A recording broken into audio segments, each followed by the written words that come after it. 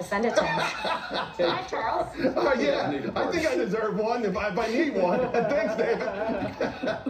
Good afternoon, everyone. I'm Charles Payne, and this is Making Money. Guess what we're going to do today? We're going to take a stroll down memory lane, tariff memory lane. As the great Robert Frost would say, it genuinely is the road less traveled. You hear a lot about it, but you don't hear the facts about it. And let's just talk about most people, in fact, when it comes to history, this is the first historian. Think about this. Most people, in fact, will not take the trouble in finding out the truth, but are much more inclined to accept the first story that they hear. Thucydides said this. And this is what we're hearing over and over again, the wrong story. So I'm going to talk specifically about, we had McKinley, right? The McKinley era, that was absolutely phenomenal. But I'm going to specifically talk about 1920. In 1921, the public was clamoring. They were begging, demanding for higher tariffs, right? Why? We had these new industries, the automobile and things like that. They wanted to protect that. The economy was coming on. Our way of life was changing. We had the Emergency Tariff Act of 1921. That was followed by the Fortney-McCumber Act of 1922. And there were two specific principles, right? The scientific principle, this linked wages to the exporting country, right? And in effect, let's say China has cheaper labor than us. This made sure that this negated the fact that a country would have cheap labor. Then there was the American selling price. I love this one. If a product got here from a foreign country and it was cheaper than Americans, well, guess what? They made it more expensive. And by the way, the Fortney-McCumber Act, those tariffs were the highest in history. They averaged 40%. Some, though, went as high as 400%. So what was the result? Let's talk about that for a moment, right? So a result of this act, one result was an increase in spending by top tiers of American people, right? Americans had money. They weren't in a foxhole. The American people, they were taxed less. Remember, all of what President Trump is doing also involves lower taxes. They were taxed less, so they had more money to spend on American goods. What is meant by protectionism? It's an economic policy of the 1920s, it was essential to trim the way to trim federal expenses. What are we trying to do now? We're trying to shrink the government. We're trying to bring it down. It's too big. It's too bureaucratic. If the deficit is too high, we're spending $1 trillion a year just to service that beast. And the way to do it was through these tariffs. And so these tariffs are absolutely phenomenal. In fact, they sparked something that we now commonly call the Roaring '20s. Right? Look at this. Okay, so tariffs are bad. How could they be bad? We were going down here. This is the stock market. It was going down. We had the Emergency Tariff Act, then we had the Fortney-McCumber Tariff Act, and then, bam, 500% climb in the stock market.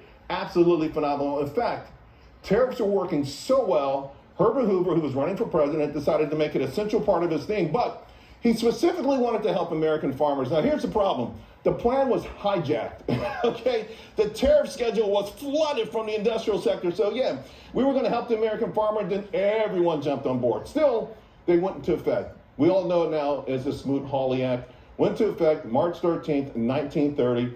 So what happened, right? I mean, every time someone comes on TV, they say, remember Smoot-Hawley? Inflation's going to go through the roof. You think prices skyrocketed back then?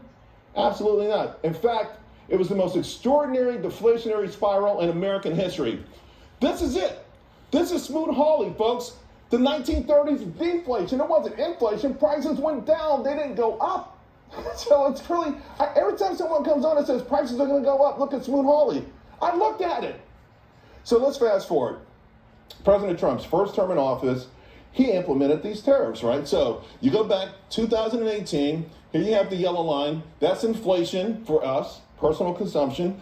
Inflation goes down, the blue line, tariffs go up. The only time inflation went up was COVID. That was the response to COVID, folks. This had zero to do with tariffs. Now, I know Wall Street and the financial media, they're slavishly just committed to short-term corporate profits, right? Here's the problem. We cannot win the future, right? If everything we measure is measured in quarterly times, right? Not every 90 days. That's the corporate sector. The bottom line, it's time for a longer game, for longer prosperity, for all Americans. That's the true story about tariffs. That's the story you need to learn, is ignore what you hear on financial media or anyone else. Now, of course, there were three things that we've always had with these big periods of prosperity: tariff, tough immigration policies, and emerging technology.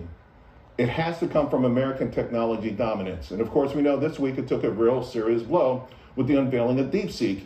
So I want to show you, last Friday, the Mag 7 stocks were trading really nice and high and big. And of course, they got hammered on Monday. And I had a chart for it, but it vanished. So we fast forward to today, and Michael Hartnett at Bank of America just published a note, and it read that in part, U.S. exceptionalism has peaked. He talks about tailwinds and spending. He talks about immigration in a negative way. Again, this is Wall Street saying, hey, you know what? The bubble is fading. Investors all in on American exceptionalism. Now they're missing all kinds of great opportunities elsewhere. You should be investing in Japan. You should be investing in Europe because the American exceptionalism is out. Our dominance in technology is over. Well, I don't agree.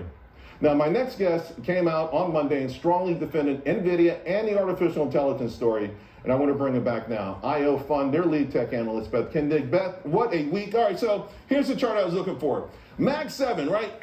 Friday, bam, this is Monday. Got absolutely annihilated. DeepSeek, the game is over. They'll never be the same. And here's where we are just about an hour ago. Actually higher than we were last Friday. You came on the show